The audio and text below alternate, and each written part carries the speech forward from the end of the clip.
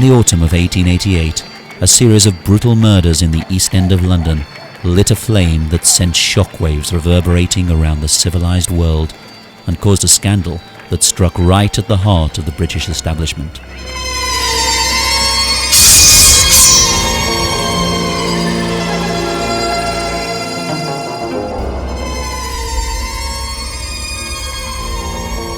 With the break of day on the 30th of September, the Whitechapel murderer had succeeded in killing two women right under the noses of two police forces and had left their senior officers baffled, bickering, and totally frustrated. Nothing was more apparent than their utter defeat and humiliation.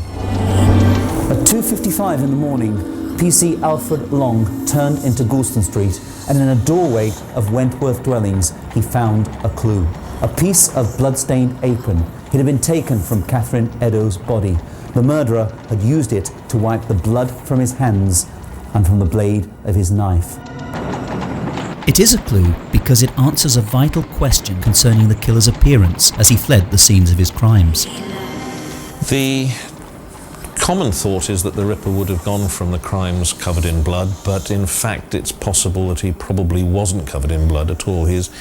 He certainly, once he had sliced the victim's throat, we know from the rather repellent blood splashes and splatterings that were all over the place that the blood would have emptied from the victim, and once the heart stops beating, then the amount of blood that is going to spurt out when you start doing the mutilation would have been relatively small. So he would have had blood on his hands and possibly on some part of his clothing.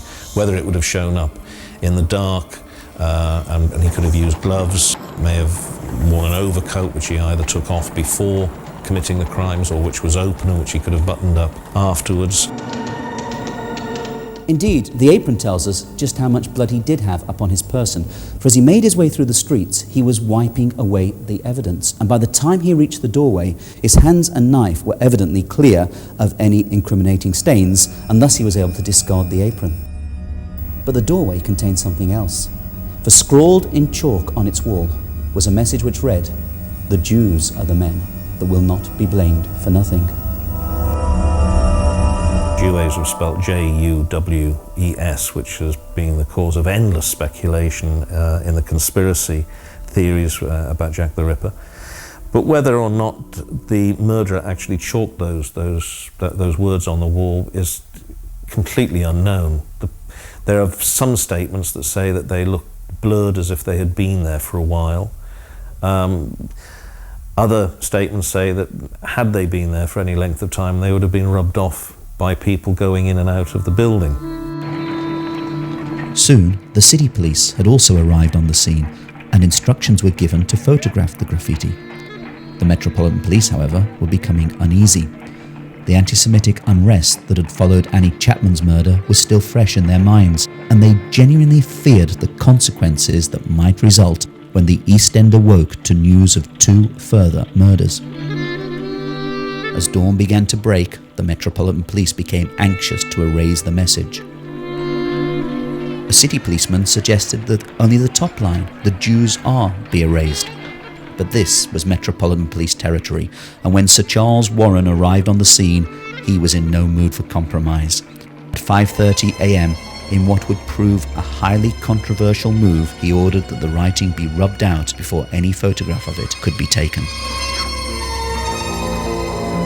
He elected to have the words rubbed out, chiefly because he didn't think that there was any way that they would be able to mask those words from the general public, who would soon be thronging that area for the famous Petticoat Lane market.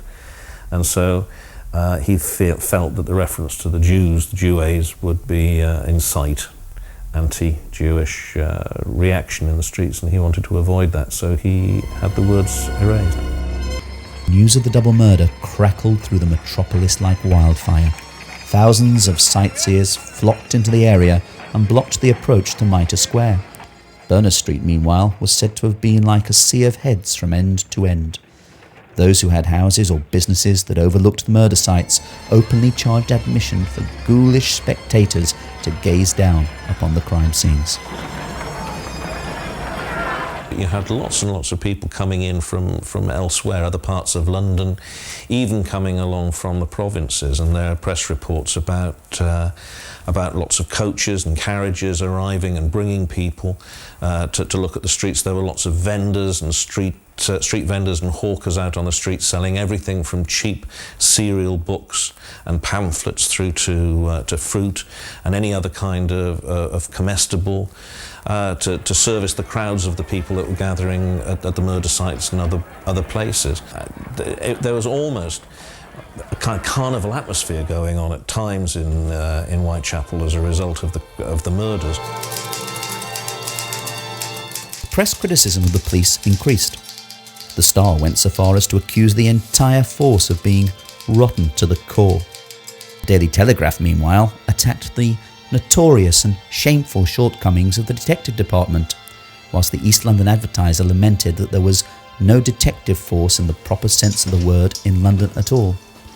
On the 2nd of October, at a demonstration by the unemployed in Hyde Park, a huge banner expressed the feelings of many Londoners.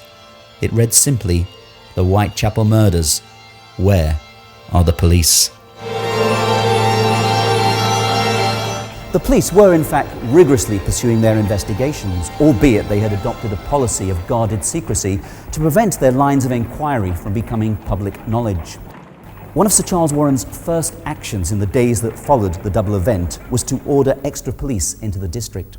Detectives went about in disguise, some, it is rumoured, even dressed up as prostitutes. Door-to-door inquiries were carried out around the common lodging houses, and over 2,000 residents were questioned. 80,000 handbills were distributed around the streets, asking that any suspicious person be reported to the police. 76 butchers and slaughterhouses were visited, and the characters of their employees ascertained. Even sailors from the nearby docks were investigated. Yet despite this thoroughness, the killer continued to remain at large.